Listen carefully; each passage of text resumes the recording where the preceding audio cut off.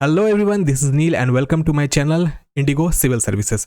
आज हम लोग पढ़ने वाले हैं द एडवेंट ऑफ यूरोपियंस का लास्ट पार्ट। यूरोपियन लोगों के आगमन का अंतिम पार्ट आज हम लोग कवर करेंगे और कोशिश करेंगे आज हम लोग फाउंडेशन ऑफ फ्रेंच कंपनी, उसके साथ साथ कैनेटिक वॉर 1, 2 और 3 और सबसे अंत में हम लोग डुप्लेक्स, जो कि जिनका पूरा नाम था जोसेफ फ्रांसिस्को डुप्लेक्स, उनके बारे में भी हम लोग थोड़ा बहुत समझेंगे और साथ में ये भी जानने की कोशिश करेंगे कि उनका क्या योगदान था, डुप्लेक्स साहब का क्या योगदान था फ्रेंच ईस्ट इंडिया कंपनी को हिंदुस्तान में फ्लोरिश करने का।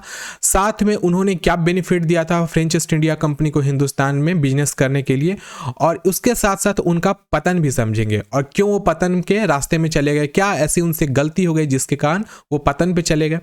इन्हीं सब चीज़ों को आज हम की क्लास में हम लोग कवर करने वाले हैं। तो चलिए वीडियो को शुरू करते हैं। वीडियो शुरू करने से पहले मैं आपको बता दूं, इससे पहले हमने जितने भी प्रीवियस कंपनी थी जैसे Portuguese, Danish, British East India company, इन सबों का आगमन ऑलरेडी पढ़ लिया है। आज जो हम लोग पढ़ने वाले हैं वो 5वीं कंपनी का आगमन पढ़ने वाले हैं, जो कि हमारी है फ्रेंच ईस्ट इंडिया कंपनी। तो इससे पहले कि अगर वीडियो को आप नहीं देखें तो प्लीज़ प्लेलिस्ट को चेक कीजिएगा। प्लेलिस्ट में आपको सारी प्रीवियस वीडियोस मिल जाएंगे। लेकिन आज जो कंपनी को हम लोग कवर करने वाले हैं ये बहुत ही इंपॉर्टेंट है हमारे मॉडर्न हिस्ट्री के advent of Europeans in India का, क्योंकि इसमें कुछ ऐसे चीज़ों का भी पता चलता है कि क्यों सारी की सारी कंपनियां पतन के रास्ते में चली गई, क्या गलतियां उनसे हुई जिनके कारण जो हिंदुस्तान में ऑलरेडी आई हुई थी ब्रिटिश ईस्ट इंडिया कंपनी, इन्होंने अपना पैर ज़्यादा पसार लिया और किस प्रकार से वो सभी को बाहर का रास्ता दिखा दिए हिंदुस्तान से। इन्हीं सब चीज़ों को आज की क्लास में हम लोग कवर करेंगे। तो चलिए बिना किसी देरी के हम लोग वीडियो को शुरू करते हैं। यह हमारी 5वीं क्लास है advent of Europeans in India की। देखिए यहाँ पे सबसे पहले हम किस चीज़ को समझेंगे, सबसे पहले समझेंगे foundation of French centres. Hindustan में अलग अलग जगह जो फ्रेंच सेंटर्स को फाउंड किया गया था, मतलब उनको बनाया गया था, जो भी फैक्ट्रीज को एस्टेब्लिश किया गया था वो किनके कार्यकाल में किया था गया था, इनको हम लोग समझते हैं। देखो जितनी भी 5 कंपनियां थीं वो धीरे धीरे करके एक के बाद एक हिंदुस्तान में आई थी, कोई भी एकाएक एक साथ नहीं आई थी। हर समय में देखा जाए 30-40 साल या 50 साल के गैप में ही सभी कंपनियां हिंदुस्तान में आईं और उन्होंने हिंदुस्तान से सिर्फ फ़ायदा ही लिया, हिंदुस्तान को कुछ नहीं दिया। हिंदुस्तान की जो भी रिसोर्सेज थे उनको वो अपने कंट्री ले जाते थे, बस किस चीज़ के लिए, बिजनेस करने के लिए। वो हिंदुस्तान की चीज़ों को सिर्फ आसपास के मुल्कों में या यूरोप में ही नहीं बल्कि अफ्रीका, मलय, उसके साथ साथ में नीचे ऊपर की तरफ में देखा जाए तो रूस, और उसके साथ साथ भी जो भी पुर्तगाल था या फिर फ्रांस था या फिर ब्रिटेन था, उन सभी प्रांतों में वो बेचा करते थे और उससे भारी मुनाफा कमाते थे।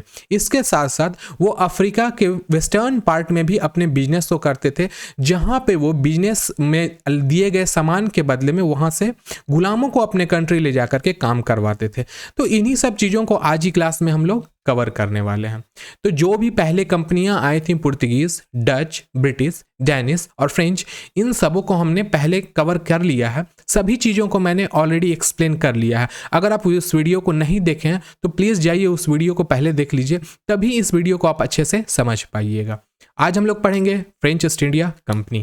फ्रेंच ईस्ट इंडिया कंपनी को पढ़ें उससे पहले आप यहाँ पे उसके फ्लैग को ध्यान से देख लीजिएगा।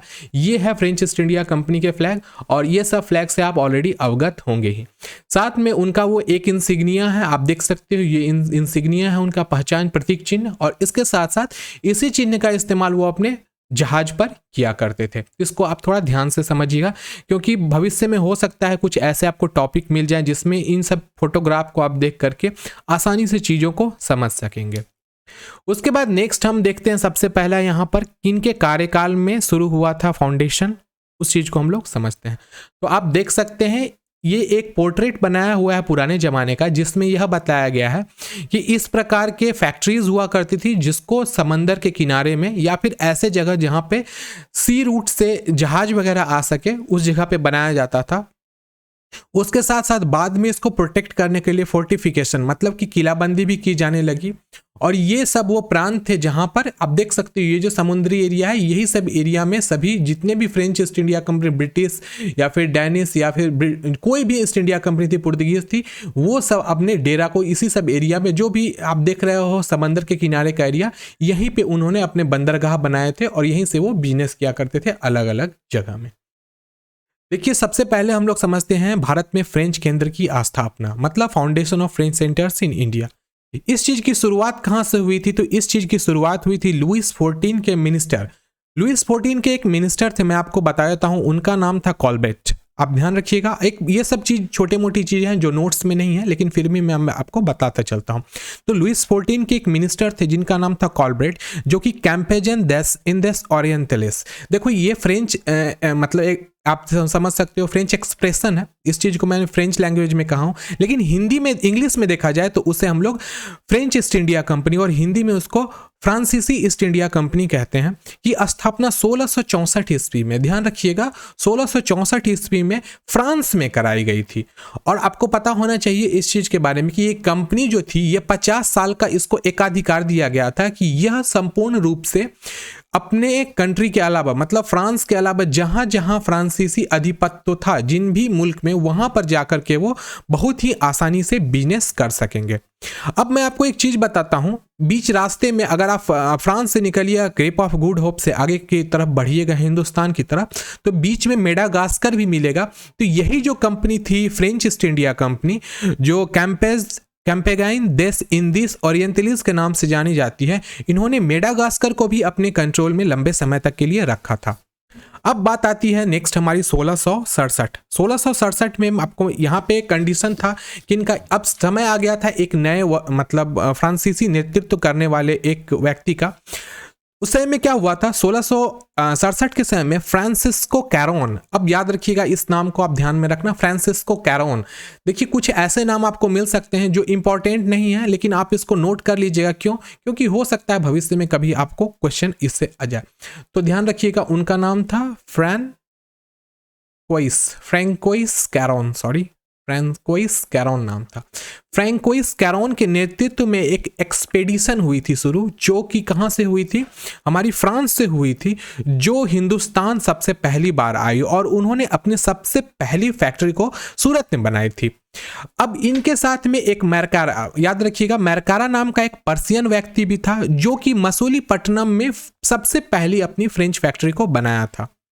उसके बाद 1669 का समय था जिसमें गोलकंडा के जो सुल्तान थे उनको इस चीज की परमिशन मिली थी कि आप आ सकते हो, आप मतलब हमारे ही प्रांत में, मतलब हमारे एरिया में, मतलब गोलकुंडा में आप क्या कर सकते हो, अपना एक कारखाना को एस्टेब्लिश कर सकते हो। तो आप इस नाम को भी याद रखिएगा, मरकारा नाम था उनका, जो कि किनके साथ आया था, तो फ्रैंकोइस कैरोन के साथ में आया था शिप पे, मतलब वो नेवल एक्सपेडिशन के तहत हिंदुस्तान आया था। अब बात आती है कि बंगाल में वो कैसे है। देखो ये भी एक इंपॉर्टेंट पॉइंट बनता है कि बंगाल में वो कैसे आए थे। तो बंगाल में आए थे किनके मदद से, तो औरंगजेब की मदद से। औरंगजेब ने शाइस्ता खान जो कि उनके मामा थे, उनको बंगाल के सूबेदार के रूप में मतलब वो पोस्ट कर दिए गए थे। और फ्रांस मतलब शाइस्ता खान ने ही फ्रेंच ईस्ट इंडिया कंपनी को ऑर्डर दिया था कि वो चंद्रनगौर में एक कंपनी बिठा सकते हैं, और वो कंपनी का एक ही मकसद रहेगा कि वो फ्रांस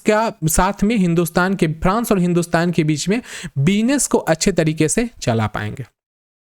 तो यहाँ पे एक और पॉइंट मेंशन किया गया है कि 1669 में उन्होंने मसूलीपट्टनम में एक फ्रांसीसी कारखाने की स्थापना की थी, और 1673 में कलकत्ता के पास चंद्रनगर, ध्यान रखिएगा चंद्रनगर में एक टाउनशिप। अब आप बोलिएगा ये टाउनशिप क्या थी, तो देखो एक्चुअली चंद्रनगर जो हमारा स्थित था कहाँ, वेस्ट बंगाल में, वहाँ पे मुगलों का बहुत अच्छा शासन था और जो ब्रिटिश ईस्ट इंडिया कंपनी थी वहाँ अच्छे से फ्लोरिश कर रही थी। तो इस समय में डायरेक्ट आकर के वो बिजनेस नहीं कर सकता था, इसीलिए उन्होंने ऑर्डर लिया था किनसे, उन्होंने शाइस्ता खान से ऑर्डर लिया था, जो कि एक फरमान के तहत था कि उनको वेस्ट बंगाल के चंद्रनगर, उसको चंद्रनगौर भी कहा जाता है बंगाली एसेंट में, चंद्रनगौर में उनको क्या मिल जाएगा, एक जगह मिल जाएगा जहां पे वो रह सकते हैं और छोटा मोटा बिजनेस कर सकते हैं। तो यहां पे शुरुआत उनके छोटे बिजनेस से ही हुई थी।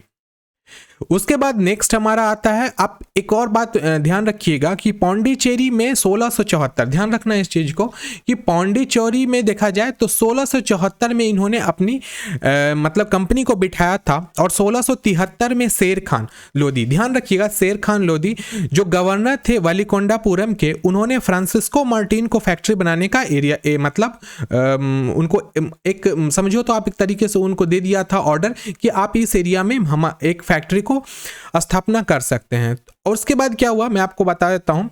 फ्रैंकोइन कैरोन जो थे, फ्रैंकोइन कैरोन, ये रिप्लेस कर दिए गए बाद में फ्रांसिस्को मार्टिन के द्वारा। अब इन चीज़ों को भी हम लोग अभी कवर करते हैं, लेकिन उससे पहले हम लोग देखते हैं इस एक फोर्टिफाइड फैक्ट्री को। देखिएगा फैक्ट्री किस प्रकार की होती थी। इस प्रकार के मतलब मकान बहुत बड़े से बने हुए रहते थे।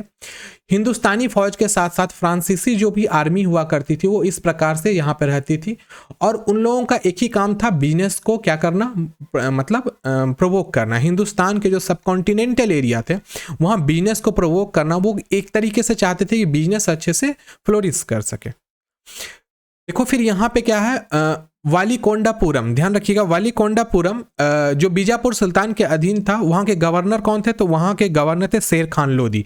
शेर खान लोदी को क्या किया गया था 1673, ये 1673-74 का समय था जब उनको फ्रांसिस्को मार्टिन को प्रदान कर दिया गया था कि वहाँ पे वो कारखाना का जो फैक्ट्री था उसको वो वहाँ स्टेब्लिश कर सकते हैं। तो इस प्रकार से देखा जाए तो 1674 में क्या हुआ कि पौंडीचेरी में स्थापना कर दी गई, और उस समय जो कैरोन थे, अब याद रखिएगा कौन सा, फ्रैंकोइन कैरोन, इनका नाम पूरा नाम था फ्रैंकोइन कैरोन, उनको फ्रांस का गवर्नर बना दिया, जिसको बाद में फ्रैंकोइस मार्टिन के द्वारा क्या किया, रिप्रेस कर दिया गया था। इस सब चीज़ों को थोड़ा थोड़ा आप लोग ध्यान में रखिएगा।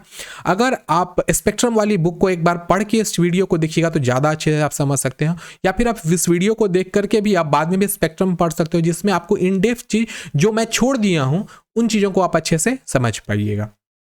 नेक्स्ट है बहुत सारे जगह को भी उनको कैप्चर करने का भी मिल गया था, और साथ साथ में माहे, कराईकल, बालासोर और कासिम बाजार फ्रेंच ईस्ट इंडिया कंपनी के प्रमुख व्यापारिक केंद्र बन गए थे।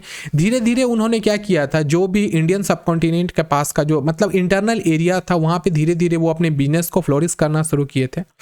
और उसके बाद देखा जाए तो क्या हुआ था मैं आपको बताता हूँ। बीच में एक वार भी हो गया था, फ्रेंच वार हो गया था डच ईस्ट इंडिया कंपनी के साथ, जिसमें डच वालों ने कैप्चर कर लिया था पौंडीचेरी को। ध्यान रखिएगा ये भी एक इंपॉर्टेंट बात आती है कि कब Pondicherry Dutch east India company के द्वारा कैप्चर कर लिया गया था, तो 1693 के टाइम में उनको कैप्चर कर लिया गया था। और उसके बाद लेकिन फिर बाद में ऐसा माना जाता है कि बाद में ट्रीटी ऑफ रेसविक हुआ था, जो कि सितंबर 1697 में हुआ था, जिसके तहत पौंडीचेरी को वापस भी कर दिया गया था। लेकिन डच ईस्ट इंडिया कंपनी बहुत चालाक थे, वो लोगों ने वापस नहीं किया।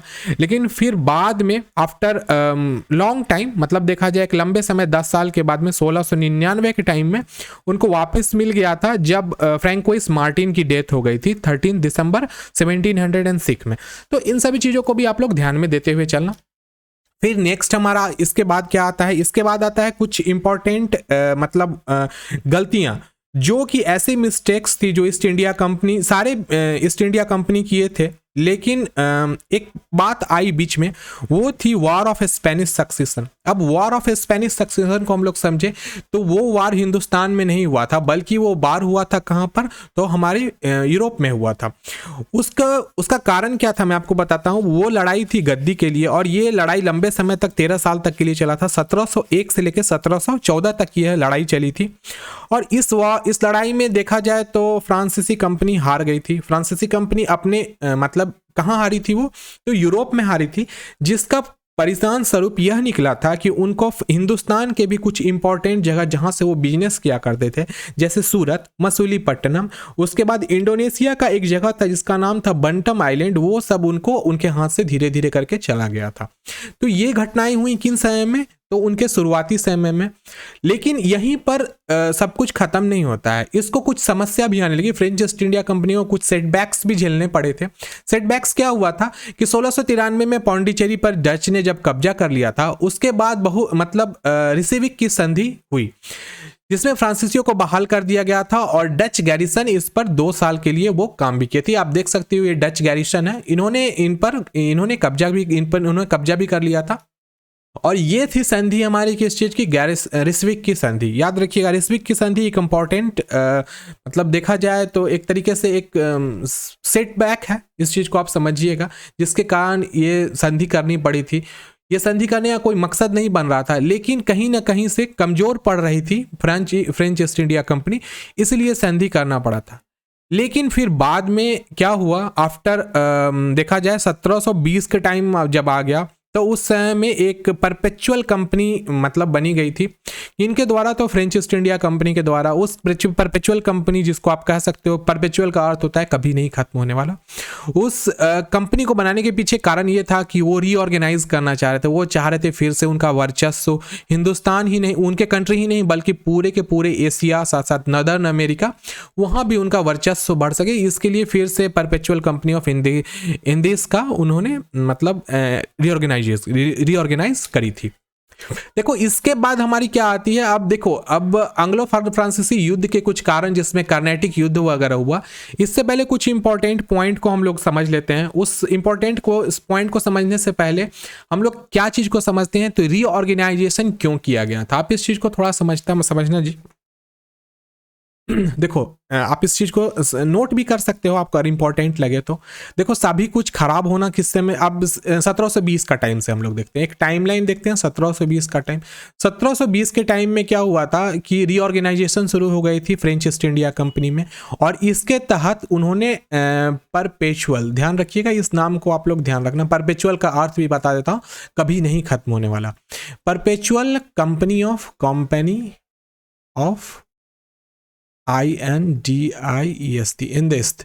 ये परपेचुअल कंपनी ऑफ इंदेस्त की स्थापना 1620 में करी गई थी, और ये कंपनी बहुत अच्छे तरीके से 1720 से लेकर के 1742 तक अपना काम किया था। ये एक उनका टाइमलाइन था, इस समय तक उन्होंने काम किया था। और देखा जाए इस टाइम में दो इंपॉर्टेंट गवर्नर्स हुआ करते थे, जिनका नाम था लेनोइर, ध्यान रखिएगा, लेनोइर, एंड दूसरे का नाम था डूमस, ध्यान रखना इसको। लेनोइर और डीमस के लीडरशिप में, इन्हीं के लीडरशिप में ये डेवलप किया था, ये परपेचुअल कंपनी ऑफ इंडिस जो था, ये अच्छे तरीके से डेवलप किया था। लेकिन 1740 का एक टाइम आया, एक समय याद रखना, ये बहुत इंपॉर्टेंट टाइम है 1740। यही समय था जिस समय में से सब कुछ खराब होने लगा। खराब क्यों होने लगा, इस समय में सबसे खतरनाक ये बात हुई कि फ्रेंच ईस्ट इंडिया कंपनी ने ब्रिटिश ईस्ट इंडिया कंपनी के साथ में इन्होंने क्या कर लिया, लड़ाई। अब आपको ही पता होना चाहिए कि जब भी लड़ाई वगैरह होती है तो उससे कोई फायदा नहीं होता है। BRITISH, तो ब्रिटिश ईस्ट इंडिया कंपनी के साथ ये लोग लड़ाई कर ली, और इसमें क्या हुआ था कि वॉर ऑफ ऑस्ट्रेलियन सक्सेशन। अब आपको मैंने बताया था कि लास्ट पिछले वाले में कि गद्दी की लड़ाई हुई थी, वॉर ऑफ स्पेनिश सक्सेशन जिस प्रकार हुआ था, तो इस बार हुआ था वॉर ऑफ ऑस्ट्रेलियन सक्सेस, जो कि 1740 और 1748 के टाइम में हुआ था। तो ये वॉर के पीछे का कारण मैं आपको बताता हूँ कि एक वहाँ के राजा थे जिनका नाम था हैब्सबर्ग मोनार्ची की हो गई थी डेथ। तो डेथ हो गई थी, तो उसके बाद वहाँ पर क्या किए कि जो उनकी बेटी थी उनको गद्दी पर बिठा दिया गया था। तो गद्दी पर बिठा दिया गया, तो आसपास के जो स्पेनिश थे वो लोग इसके अगेंस्ट थे, मतलब, और साथ साथ में फ्रेंच भी इसके अगेंस्ट थे।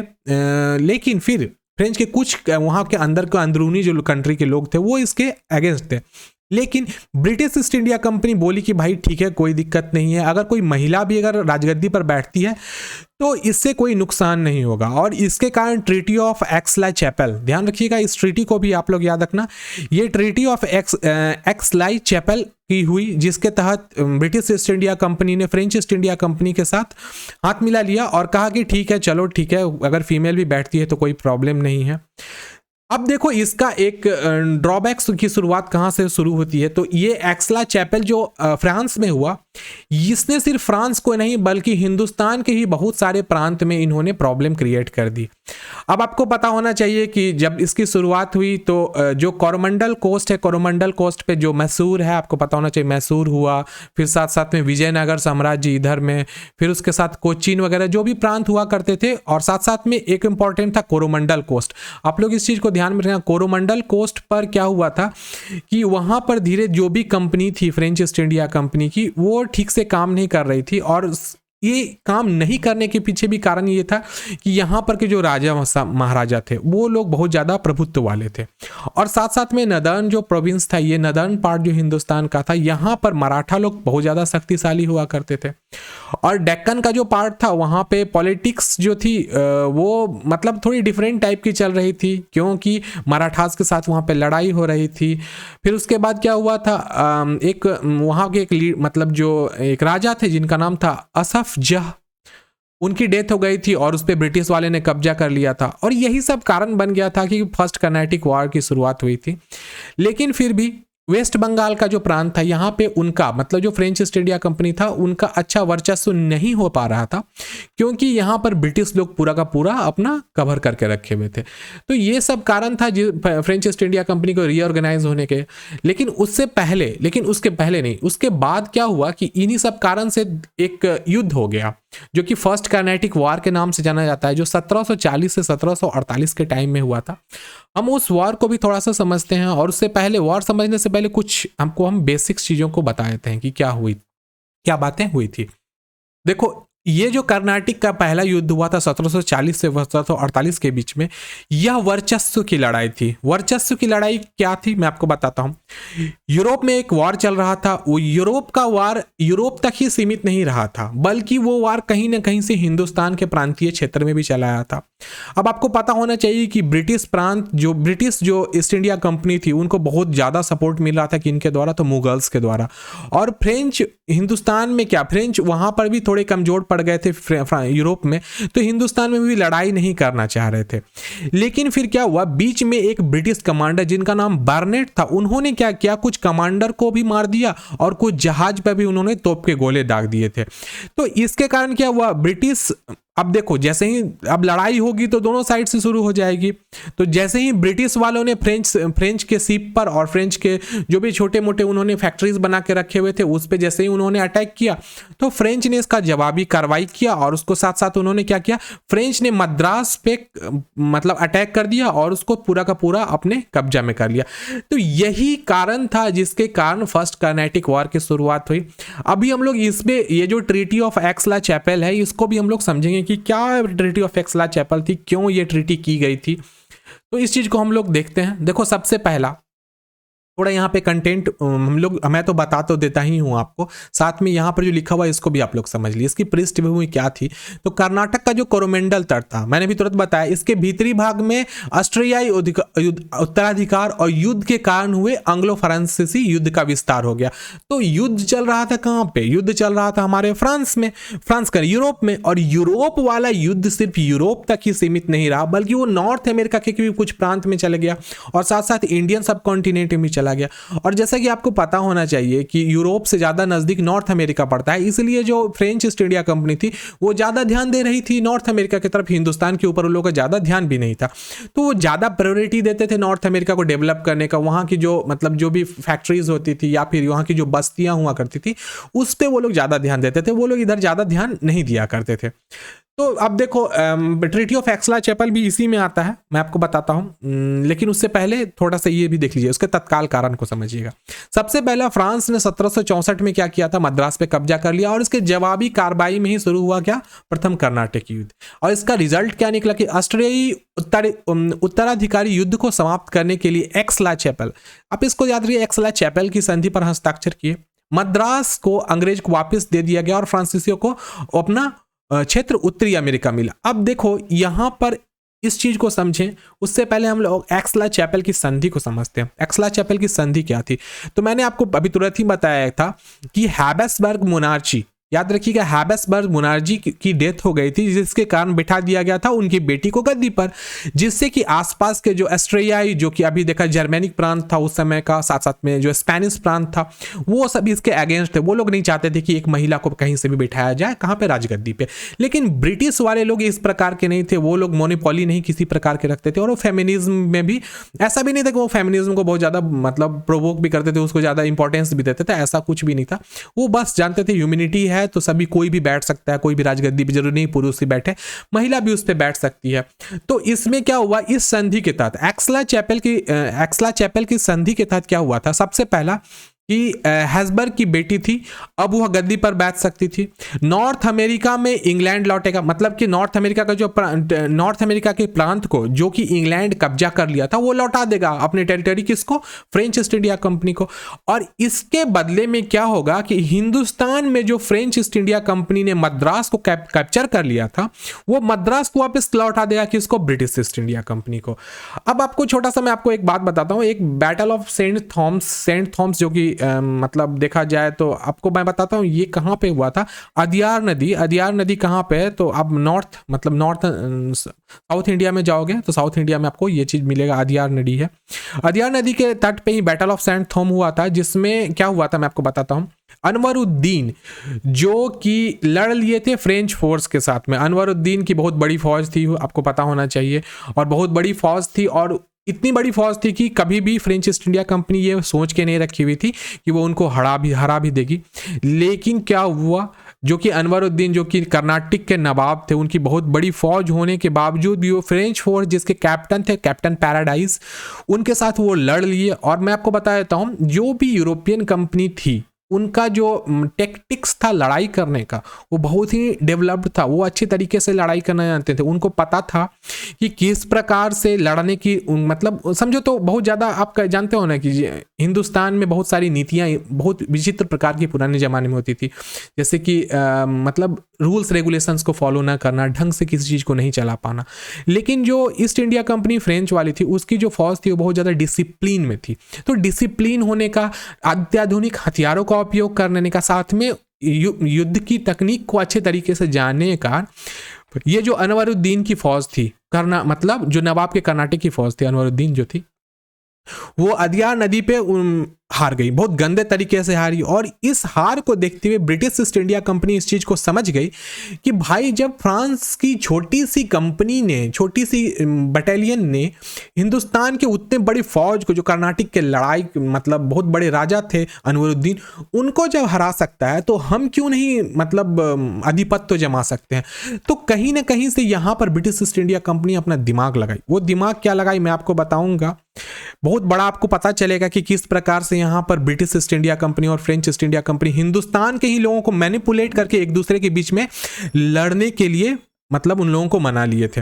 लेकिन अभी यहाँ पर बातें अभी खत्म नहीं हुई है। अभी यहाँ पे कुछ इंपॉर्टेंस को हम लोग देखते हैं। सबसे पहला, प्रथम कर्नाटक युद्ध को अडयार नदी, ध्यान रखिएगा, अडयार नदी के तट पर सेंट थॉम की लड़ाई से के नाम से भी हम लोग याद करते हैं। और इसमें क्या हुआ था, फ्रांसीसी सेना कर्नाटक के नवाब अनवरुद्दीन के सेना के बीच साथ लड़ दी थी और इसमें अंग्रेजों से मदद की गुहार लगाई थी। और अब क्या हुआ था मैं आपको बताता हूँ, दो ग्रुप सेटलमेंट हो गया था।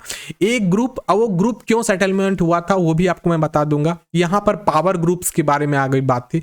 बैटल ऑफ अंबूर बहुत इंपॉर्टेंट है, याद रखिएगा 1749 में लड़ा गया था, बहुत इंपॉर्टेंट पॉइंट बनता है।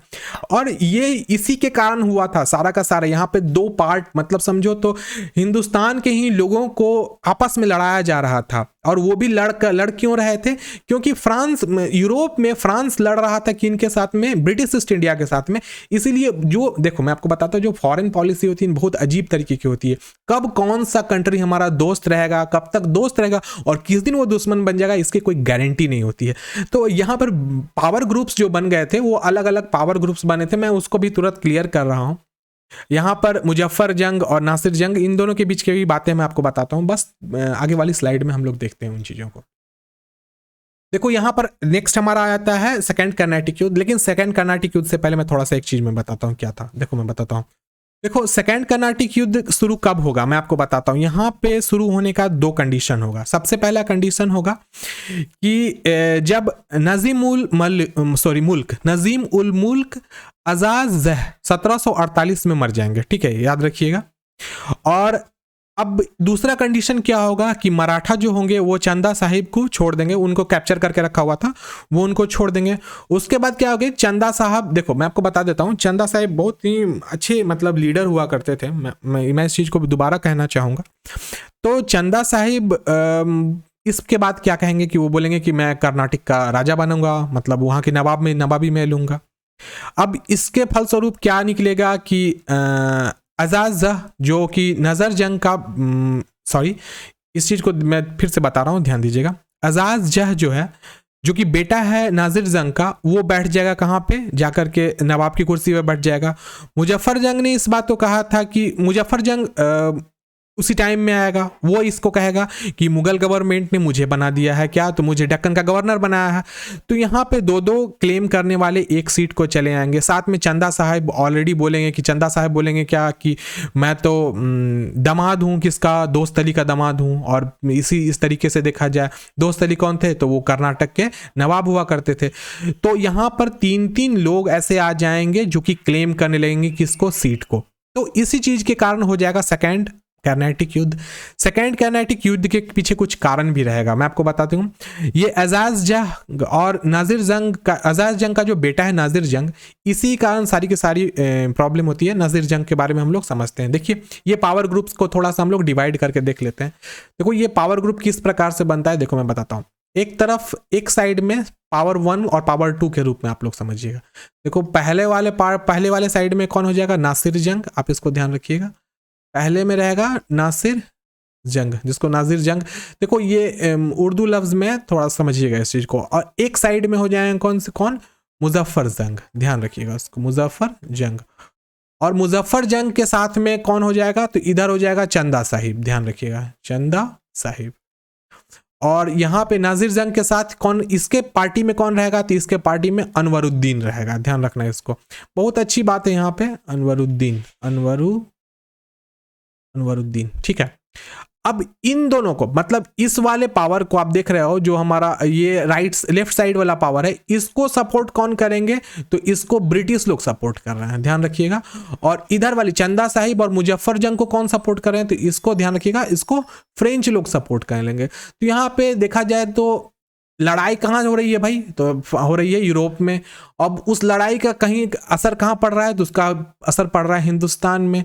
यहाँ पर जो अपने लोग हैं उनको ही लड़ा दिया जा रहा है। और ये सभी लड़ाइयाँ, ये जो हमारा जो अभी कर्नाटिक का दूसरा युद्ध है, तो कर्नाटिक के दूसरे युद्ध के पीछे मेन जो मकसद है वो है कुर्सी की लड़ाई। भैया सबको चाहिए था सीट, नवाब बनना था भाई सबको। अब इसके फलस्वरूप क्या हुआ था मैं आपको बताता हूँ। इसी के बीच में हुआ था बैटल ऑफ एम्बुर, आप इस बैटल को याद रखिएगा। ये युद्ध था बैटल ऑफ एम्बर। अब ये कब लड़ा गया था, तो ये वेलोर के पास में है, याद रखिएगा, वेलोर हमारा साउथ इंडिया में, तो वेलोर के पास में 1749 में लड़ा गया था। और इसमें क्या हुआ था, इसमें सबसे पहला हुआ था अनवरुद्दीन, जो आपको पता होना चाहिए, ये अनवरुद्दीन जो है, ये मतलब सॉरी, अनवरुद्दीन मतलब जो बेटा था, इनका था बेटा मोहम्मद अली, आप इनको भी याद रखिएगा। तो ये जो लड़ाई हुई थी इसमें बैटल ऑफ एम्बुर में, तो इसमें बहुत गंदी हार हुई थी किनकी, तो ब्रिटिश ईस्ट इंडिया कंपनी की। तो ब्रिटिश ईस्ट इंडिया कंपनी की हार कैसे हुई थी मैं आपको बताता हूँ इस चीज को। तो सबसे पहले आप एक छोटा सा नाम इसको याद रखिएगा, अनवरुद्दीन का बेटा था, इनके बेटा का नाम क्या था, इनके बेटा का नाम था मोहम्मद अली, ध्यान रखना, इस नाम को आप लोग याद रखना। एक्चुअली अनवरुद्दीन की इसमें मौत हो गई थी। ये जो लड़ाई हुई थी ना, इस लड़ाई में मतलब ये नासिर जंग प्लस अनवरुद्दीन वर्सेस मुजफ्फर जंग प्लस चंदा साहिब, वन साइड में ब्रिटिश और दूसरे साइड में फ्रेंच। तो इसमें जो ये अनवरुद्दीन थी, इनकी हो गई डेथ। अब इनकी डेथ हो गई तो मोहम्मद अली जो इनका बेटा था, इसको लग गया बुरा। अब ये बुरा इसको लग गया बुरा, और इसको मारा कौन था, तो ये चंदा साहिब ने मारा। चंदा साहिब जो लड़ाई हुई थी बैटल ऑफ एम्बुर, इसी में मार दिया इनको अनवरुद्दीन को। अब ये तो मतलब बदले की आग से मतलब पूरा का पूरा समझो तो जल ही रहा था, क्योंकि चंदा साहिब को फ्रेंच ईस्ट इंडिया कंपनी की पूरी फौज का सपोर्ट मिला था। चंदा साहब को इसमें क्या किया था मैं आपको बताता हूँ। इसी के बाद चंदा साहब को बना भी दिया गया था, क्या कहा था हम सॉरी, चंदा साहब को नवाब भी बना दिया गया था इसी के बाद में कर्नाटिक का। अब क्या था इसके बाद चंदा मतलब हाँ, इसके बाद हाँ सॉरी एक मिनट, नेक्स्ट में क्या हुआ था कि मोहम्मद अली इसी केस में, मतलब ये जो मोहम्मद अली थे, ये त्रिचिपल्ली एक जगह है, त्रिचिपल्ली के किला में वो कैद हो गए थे। वो क्यों कैद हो गए थे, जस्ट बिकॉज कि इस वाले लड़ाई में फ्रांसीसी ईस्ट इंडिया कंपनी जीत गई थी। तो मोहम्मद अली जो हार गए थे, ये मतलब पहले तो उनके पिताजी को मार दिया गया था। अब मोहम्मद अली इसमें क्या हुआ, ये चले गए थे त्रिचिपल्ली, वहां में वो कैद हो गए नहीं, अपने आप को किला बंदी कर लिए थे। वो किस चीज में, तो वो किला बंदी कर लिए थे त्रिचिपल्ली के एक बहुत बड़े फोर्ट में। देखो अभी हम इस पहली वाली पार्ट को बच्चों यहीं पे एंड कर रहे हैं। क्योंकि मुझे थोड़ी खांसी हो रही है। हम लोग नेक्स्ट पार्ट में इसको कंटिन्यू करेंगे और ठीक से आपको समझाने की कोशिश करेंगे। तो इसके नेक्स्ट पार्ट को अभी तुरंत हम लोग स्ट्रीम करने वाले हैं, जस्ट वीडियो के डिस्क्रिप्शन में उसका लिंक मिल जाएगा, उसको आप लोग एक बार देख लीजिएगा।